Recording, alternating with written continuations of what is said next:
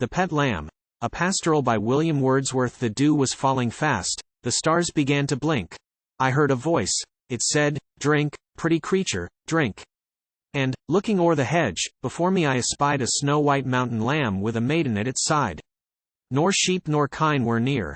The lamb was all alone, and by a slender cord was tethered to a stone. With one knee on the grass did the little maiden kneel, while to that mountain lamb she gave its evening meal. The lamb, while from her hand he thus his supper took, seemed to feast with head and ears, and his tail with pleasure shook. "Drink, pretty creature, drink," she said in such a tone that I almost received her heart into my own. 'Twas little Barbara Lewthwaite, a child of beauty rare. I watched them with delight, they were a lovely pair. Now with her empty can the maiden turned away, but ere 10 yards were gone her footsteps did she stay. Right towards the lamb she looked, and from a shady place I unobserved could see the workings of her face. If nature to her tongue could measured numbers bring, thus, thought I, to her lamb that little maid might sing. "What ails thee, young one? What, why pull so at thy cord? Is it not well with thee? Well both for bed and board? Thy plot of grass is soft, and green as grass can be. Rest, little young one, rest. What is it that aileth thee? What is it thou wouldst seek? What is wanting to thy heart? Thy limbs are they not strong? And beautiful thou art. This grass is tender grass. These flowers they have no peers, and that green corn all day is rustling in thy ears. If the sun be shining hot, do but stretch thy woolen chain. This beech is standing by, its covert thou canst gain, for rain and mountain storms. The like thou needst not fear, the rain and storm are things that scarcely can come here. Rest, little young one, rest, thou hast forgot the day when my father found thee first in places far away. Many flocks were on the hills, but thou wert owned by none, and thy mother from thy side for evermore was gone.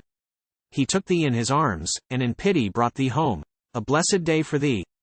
Then whither wouldst thou roam? A faithful nurse thou hast. The dam that did thee yean upon the mountain tops no kinder could have been. Thou know'st that twice a day I have brought thee in this can fresh water from the brook, as clear as ever ran. And twice in the day, when the ground is wet with dew, I bring thee draughts of milk. Warm milk it is and new.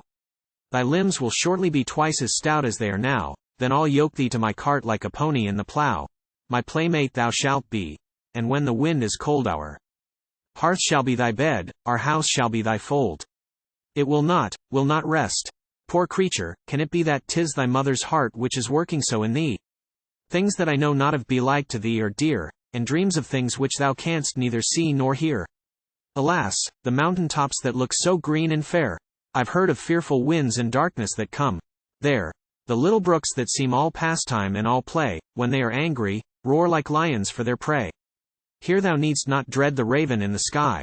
Night and day thou art safe, our cottage is hard by. Why bleat so after me? Why pull so at thy chain? Sleep, and at break of day I will come to thee again. As homeward through the lane I went with lazy feet, this song to myself did I oftentimes repeat, and it seemed, as I retraced the ballad line by line, that but half of it was hers, and one half of it was mine.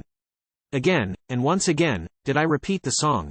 Nay, said I, more than half to the damsel must belong, for she looked with such a look and she spake with such a tone, that I almost received her heart into my own.